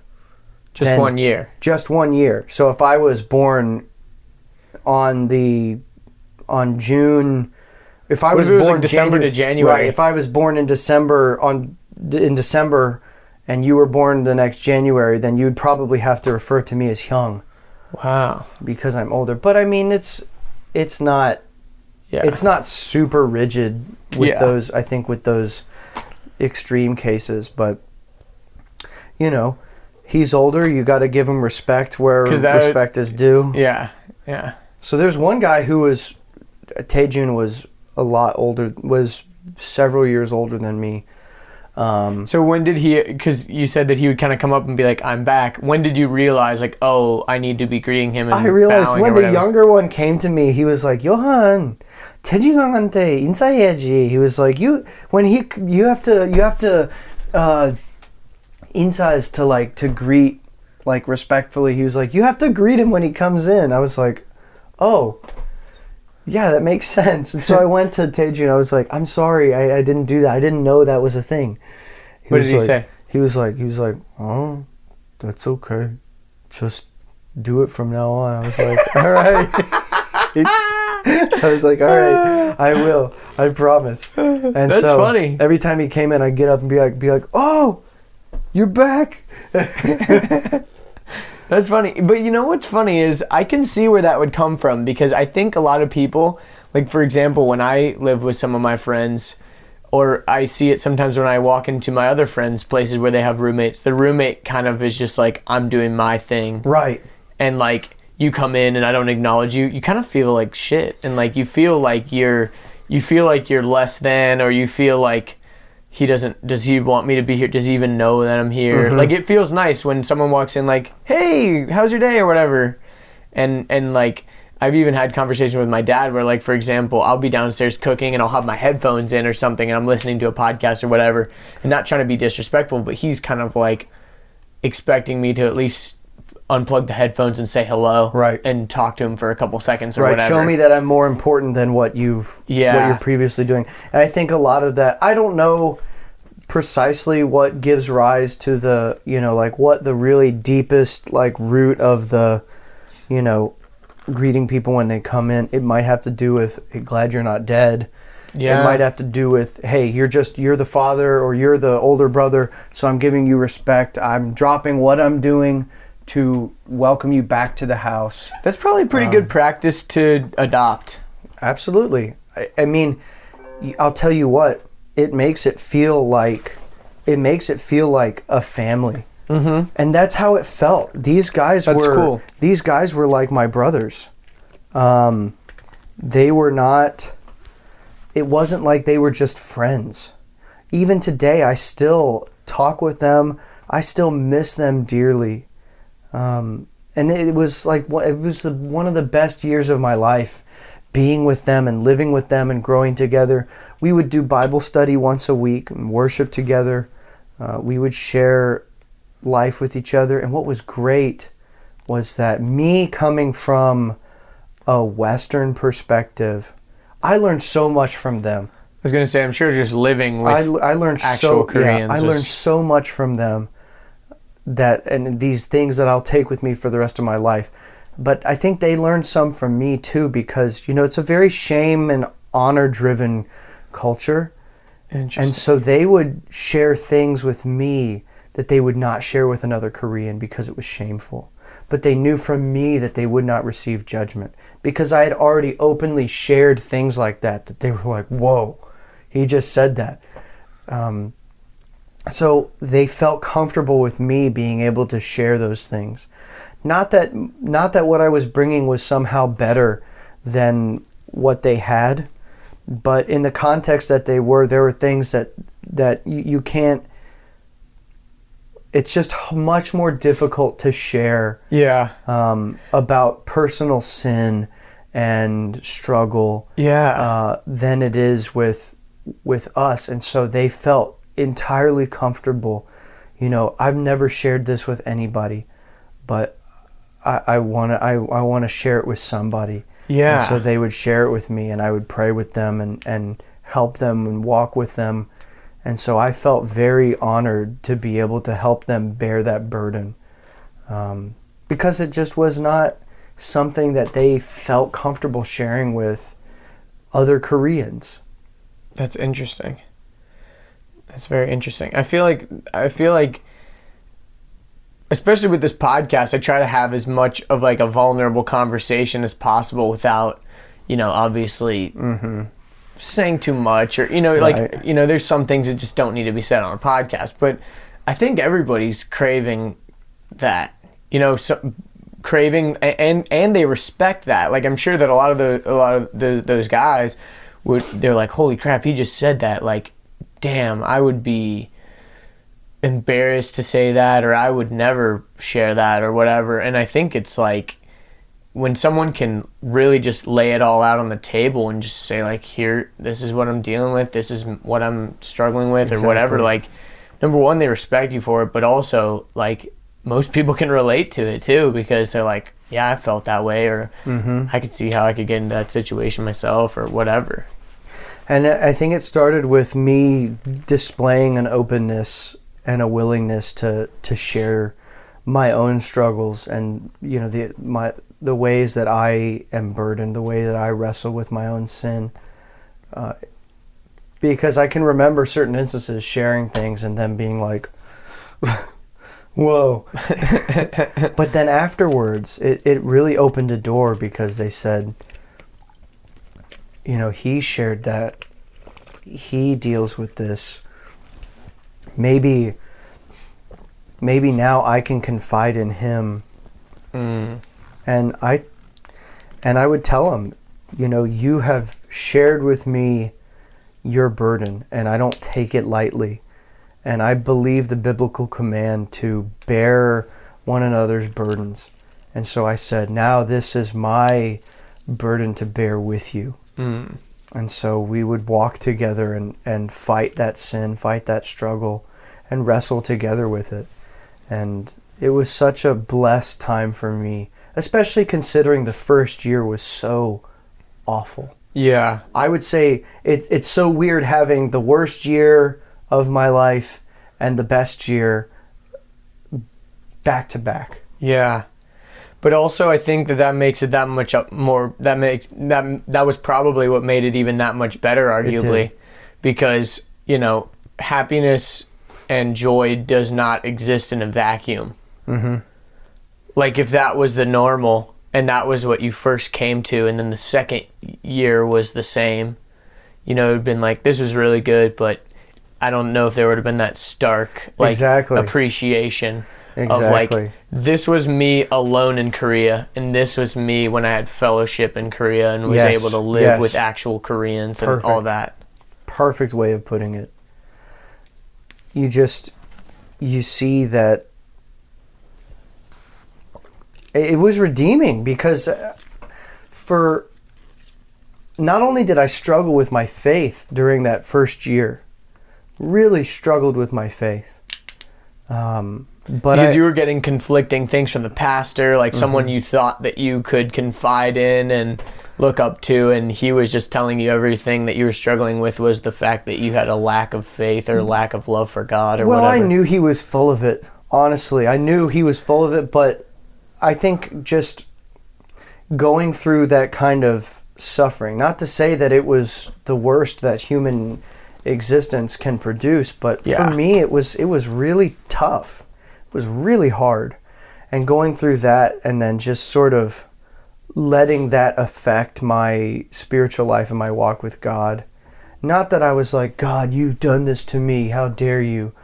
But I was just so depressed and so just downtrodden and beat up and wounded that I let that become cyclical and a habit in my life of just, there were days when I would just go home and not even do homework. I would just lay there, listen to music, and feel sorry for myself. And so it was a dark time for me. And I was going to say, and you play banjo and guitar, and when you were over there, did you have any instruments or anything? Did you ever feel like, man, I wish I had my banjo? I had my banjo with me. Oh, wow. I played that all the time. I was going to say. Yeah, I played that thing daily. It was That's awesome. That's cool that you were able to bring that. Yeah. Was that one of the things that would have stopped you from just doing that midnight run? Like, I wouldn't have been able to maybe bring my banjo, or was that something that you definitely would have I would have brought the banjo before I brought my clothes, man. Yeah. But it was, so I had that, it was the worst year, but then being there the second year with those guys just totally changed everything. And I'll be honest, I feel like the first time I'd ever really struggled with racism was when I was in Korea. Wow. And I mean, towards you? No. Or you were feeling racist towards everyone that lived there? Yeah. I mean, I had... Wow. When I was a kid, I went through different things, but like feeling my own hatred of another people. Just, I would walk around the city, and that first year I would walk around the city and think, man, these people are savages. Wow. that went through my mind a lot. Yeah? These people are savages. Look how they live. Like, look at these deadbeats, and I've got to respect them just because they're older. How stupid. I really struggled with stuff like that. Korean people, they'll screw you every chance they get. They'll take advantage of you. They're not good. They can't be trusted. They're selfish. And I struggled with that. But I feel like that could be argued about a lot of Sure. everybody. Like, if you allow humans to just kind of be primal, I mean, you're always looking out for number one, always looking out for yourself. And if there's not that, like, mutual, I've heard it put that, like, chimps, they have this, like, game that they'll kind of play sometimes. And, like, if one chimp just stops playing by the rules of this game and just cheats or whatever, the other chimps will stop playing with them. And that's why that's why they play by the rules, is social contract. Yeah, it's like this weird social contract. And so, if the social contract is like, it's just kind of a given that everyone's going to screw each other over. Most of it was just for me painting with a broad brush. And that's probably true. And I had been wounded by these people, and I was estranged, just by nature of being a foreigner, not knowing the language. I was estranged from the people around me. And it wasn't until I moved in with these guys, and this is how I know that I had really started to assimilate, was that they began to, when I first started living there, they were lax with a lot of stuff, But eventually they started holding me to the same standard that they would hold any Korean to. Wow. And I was like that thing, like, I'm back. Like at first he didn't do that, but then he started kind of... Correct. At first, it wasn't the first couple months. It was like, no problem. I got to know them better. And eventually they started to hold me to the same... standard. It's the same standard that they hold anybody else. And I think my knee-jerk reaction at first was to think, that's so annoying. But then I realized, I thought, no, they're holding you to that standard because they expect that of you. They're holding you to this standard because they want that of you. This is an invitation to come into, to be grafted into this culture that you have for so long been a stranger in. And when I saw it like that, I thought, wow, because it's Koreans, even historically, missionaries who have gone there, they said Koreans are a very difficult group to penetrate and to be looked at as not this foreigner who comes from somewhere else. And that's when I knew, I said, no, these guys love me. They are bringing me into the fold. And so I said, get my act together and start being all things to all people, and start acting like a Korean, start living the way that they live. And so I got it together real fast, and I just started, he'd come in the door, and I greet him. I would do all these things that I thought Koreans do. But I mean, I was still American. I was still myself, but I knew how to incorporate these aspects and these elements of Korean culture into my own life. And I was accepted as one, and they held me to the same standard that they would hold any other Korean. And so if I made a mistake, I was accountable for it. If I messed up and erred and disrespected somebody in some way, they held me to the same standard.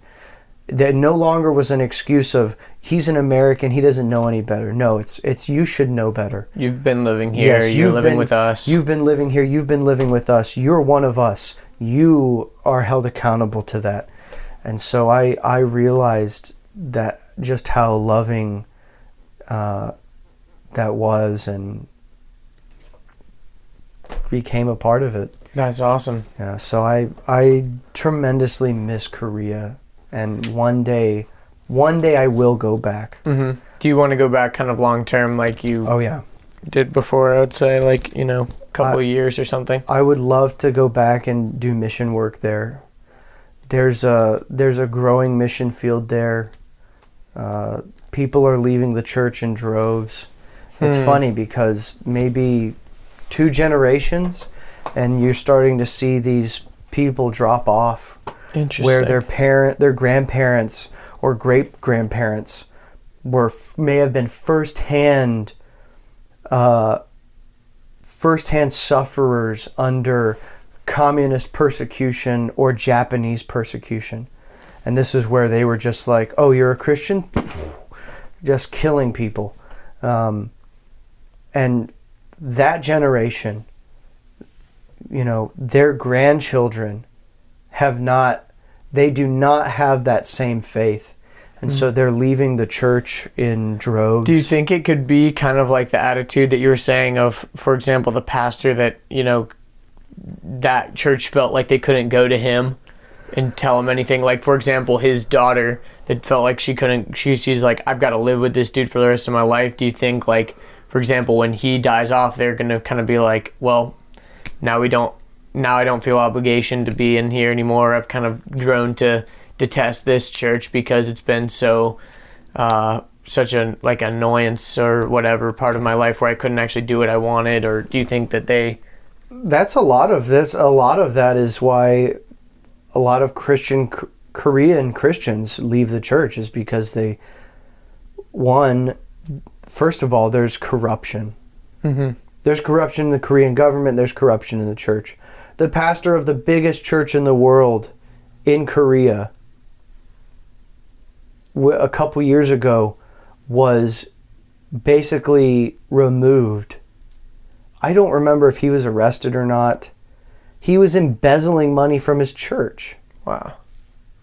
This church had set up shell corporations to embezzle and launder money. Wow. That was given by people through church tithe. And it's things like that. Pastors having extramarital affairs. Pastors lording basically taking their status as a pastor and lording it over other people. Mm-hmm.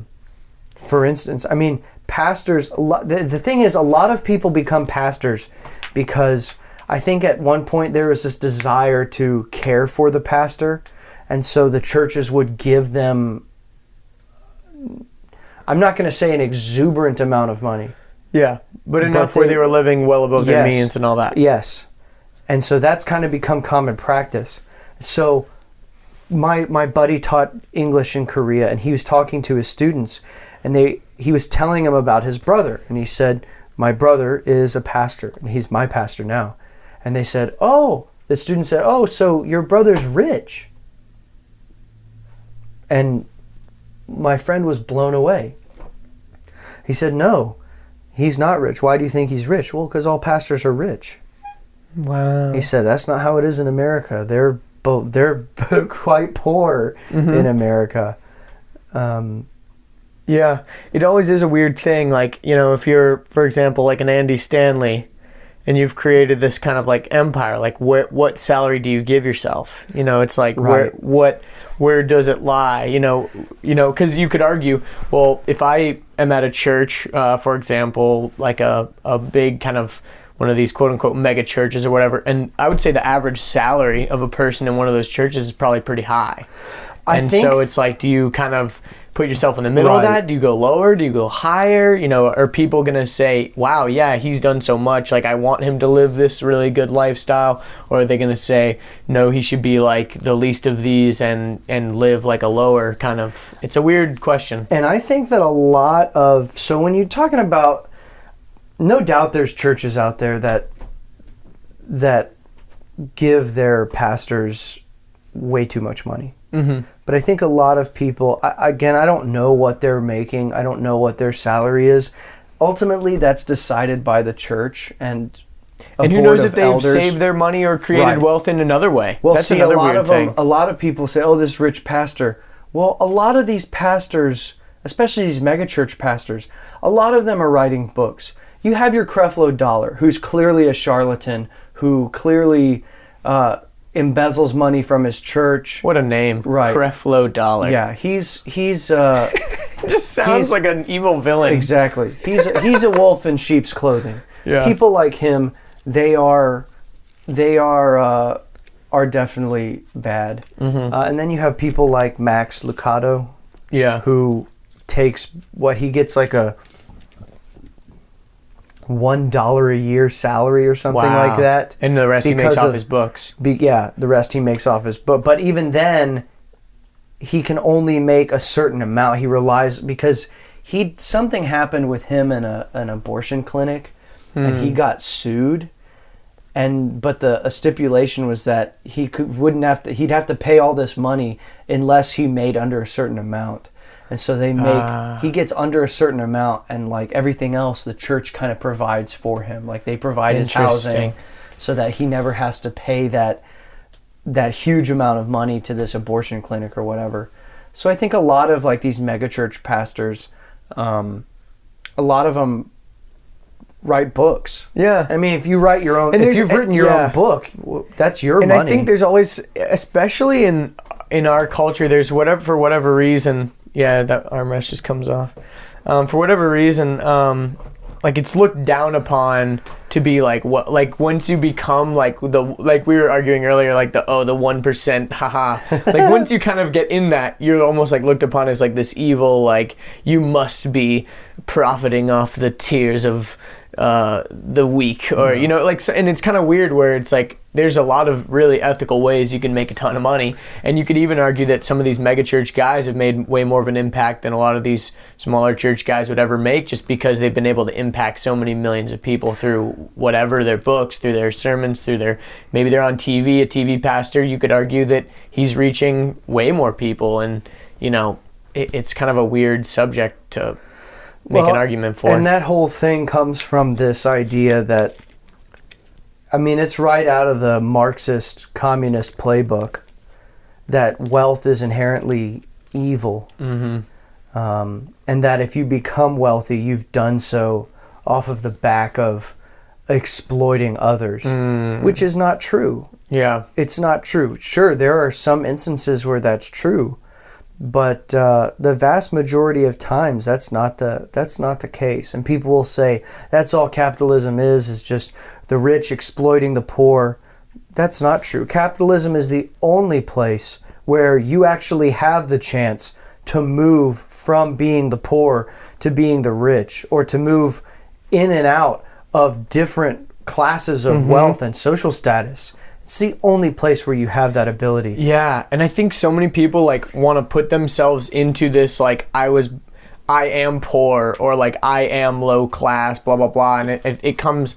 You see a lot of it in far left agenda type of stuff, and it's people always want to villainize this the 1% is evil, blah blah, and I always just have the mindset is aren't you striving to get to there eventually? Wouldn't that, maybe not a millionaire, but maybe even just making 6 figures a year or whatever, that's not an evil want or an evil desire or an evil thing just because you start to make over a certain percentage. You just think you're an evil, selfish person who doesn't give any money to anyone else, and you're stealing it all for yourself. It's very limiting. It's a self-limiting type of Exactly. thing. And again, it comes from this assumption that wealth is necessarily attained by evil means or immoral means, and that's not true. It's just off the backs of slaves. It's just factually incorrect.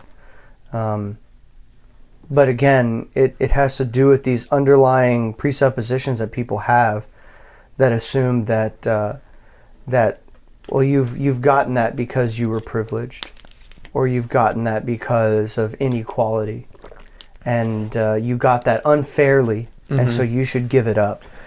Mm-hmm. And what it neglects is that there's always going to be privilege of some kind, or inequality of some kind in everybody's life. If you look at wealth, can be one thing. Somebody starts out more wealthy than you. That's inequality. But why pick on just that? Because if somebody is born more attractive than I am, they're going to get more. Of course they're going to have more opportunities. They're beautiful. They're attractive. People are going to hire them. They are going to get tipped better. They're more likely to get a job. They're more likely to get an interview. They're more likely to get a second date. Of course, they're going to have an advantage over plain-looking people or ugly people. Some people have better athletic prowess. I'm 6 foot, but I can't play basketball. Neither would my 5'5" friend. He's not going to be able to be an NFL linebacker. I knew this kid once. He wanted to play football so bad. His dream was to be an NFL football player. And he was under 6 foot. I think he was 5'8". And he was in high school. And I said, look, I'm not trying to rain on your parade or make you feel bad. But if you want to be an NFL football player, it's just not going to happen, because there are guys out there who are faster than you and bigger than you. Mm-hmm. And they just do not take people who are 5'8" and skinny. Yeah. It's just you're at a disadvantage, and so you have to do what you can with that. There's people who are always going to be smarter than you, and so it's just this. It's doubling down on your strengths is crucial. And I think we do need to wrap this up because I got to go in a minute. But one thing I wanted to point out, like you were saying, that's like society's not equal. Also, when you provide people with the freedom to do whatever they want, right, there's automatically going to be inequality because of the work ethic that you have as well. Like, even though you might be born with money and you might be born poor, the guy who's born poor could work his ass off and work his way to be higher than you. Like you said, you can cross over those brackets. Is it going to be way harder? Of course. But like, there's always going to be people that choose to be couch potatoes and do not much with their life, and that's fine. And there's always going to be people that are workaholics and earn tons of money and maybe not even spend it and just hoard it, and that's fine too. But like, that's where people are, they want to chalk it all up to like, oh, this is what you were born with and you're just this way because you're this way. And It's like, you can be different, and you can choose a different path if you so wish, or work hard or whatever. Exactly. And that doesn't mean the playing field is level. Mm-hmm. There's nothing you can do to make a level playing field. No. But it does mean that there's going to be some hills that you say, well, I can't climb that hill. There's going to be others that you have to look at and say, I can climb that hill. I'm going to have to work really, really hard at it, but I can do it. Mm-hmm. Right? I injured my knee. I'm not going to be able to go and be special forces in the U.S. military if I want to keep walking on my knee like a normal human being into my 50s. Mm-hmm. So I have to look at that and then assess that and say, I may want to do this, but the playing field is no longer equal because my knee's bad. I have 40% of my meniscus left. I'm going to wear that down in 8 years if I did something like that. So you have to say, it's not going to happen. Everything's a trade-off. Mm-hmm. Everything's a trade-off. Exactly. But that's a part of the problem is this generation has bought into this idea that as long as you dream it, you can do it. And that is such a lie. It is such a lie, because there are a lot of things that you can do with hard work and dreaming and the right work ethic, but just because you dream it does not mean it's going to come true. Mm-hmm. Does not mean that you do not have to put sweat equity into it. Mm-hmm. So, and I know it's like a buzzword, you dream it, you can, but that's not true. Yeah. It's like a combination of two things. It's like, if you can dream it, you can do it, and also doubling down on your own strengths and knowing yourself on a deep level. I mean, if you dream it, you have to be able to you have to have a way to attain it. Like, I could want to be a Mark Zuckerberg type, but I know that when I sit down to like try to even attempt like coding and stuff, like, I don't enjoy it. It doesn't bring me fulfillment. Like, I could probably teach myself how to do that kind of stuff, but I know I'm way more in tune with my soft skills of like conversation. Like, this is great with me. Some people would be so anxious and so bad at trying to host a podcast or trying to carry on a long conversation like this. And so I know, okay, I'm going to try to double down on this now, because I think I can hone this and people will recognize me for being good at this, rather than trying to be the best programmer or whatever. Like, my website for my podcast, it was set up on Squarespace. I drag and dropped a lot of it. And I did it myself, but if I had to code it myself, I wouldn't know the first thing or whatever. Whereas someone else might know how to do that, but have no idea how to start the other end that felt natural to me or whatever. And that's sort of, to sort of wrap this up and bring it back to Korea, was I realized what was attainable and what was not, which is part of the reason why I came back. Mm-hmm. Because one, I looked at the Korean bachelor's degree, and I quickly figured out that it's pretty worthless. Mm. So that was a problem. But then also I thought, what am I going to learn if I'm sitting through a lecture? My Korean's pretty good, but it's not great. I would definitely struggle with a college lecture. And I thought, what am I going to learn sitting in a college lecture if I can't understand 100% of what's being said? Yeah. And so that I realized right now that's not attainable. So I can spend an extra 2 years trying to learn the language and then finish, or I can just get it done here where the degree's probably heavier and worth more, and do it in my mother tongue, and then go back when the time is right. Yeah. So I think a lot of that is, but even to add to that is, I did what I thought was really not impossible, but really, really tough, and that was making it there, like just surviving there in Korea, 2 in years. a foreign land. And I have no regrets about it. That's awesome, every dude. day I'm happy that I took that leap of faith and went out. And I'm glad that I did not rely on my emotions to say, quit, run away. I'm glad I listened to the voice of God. I'm glad I listened to my gut to just say, stay there for now until it's time. And the best year of my life, where I've learned more than I ever had, and made some friends who I will keep for the rest of my life. I made it in that second year, and it wouldn't have happened if I didn't stick it out. It's not like I had a dream to be anything in Korea, but I knew that there was something I had to do, and I stuck with it, and I'm so glad that I did. That's awesome, dude.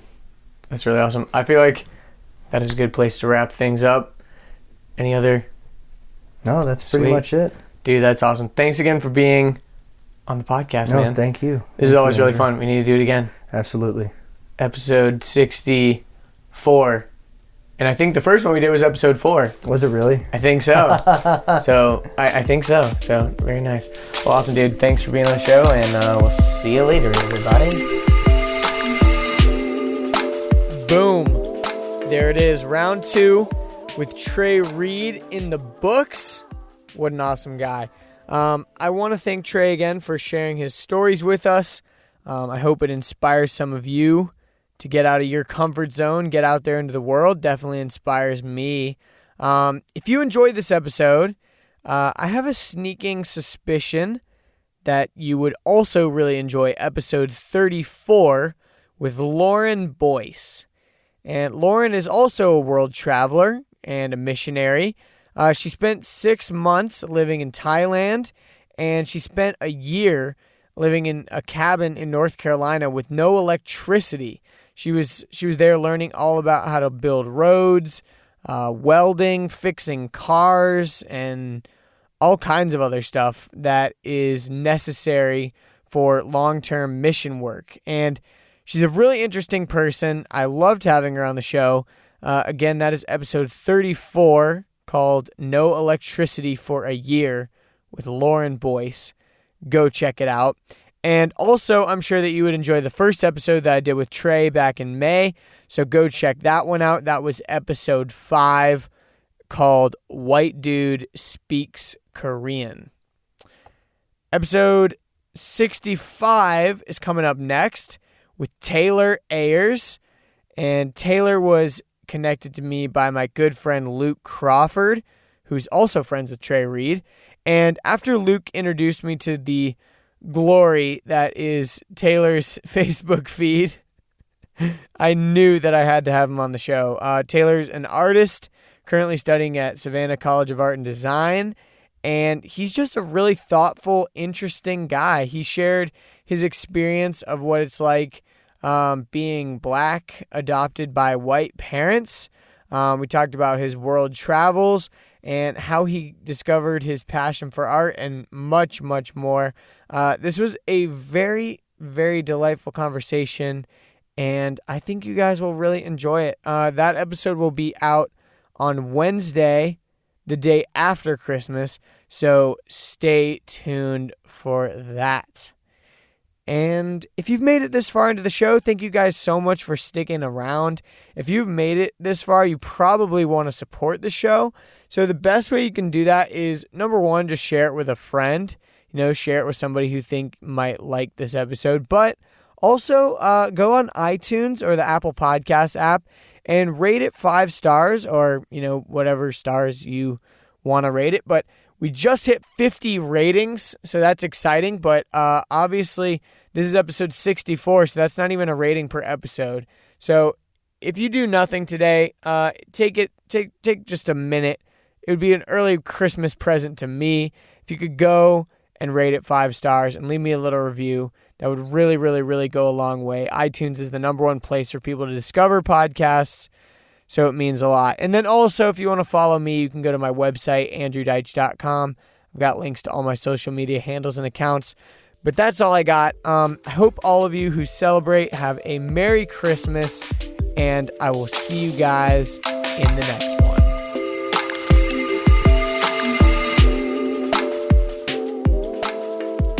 Stupid grandma, that's not the clue.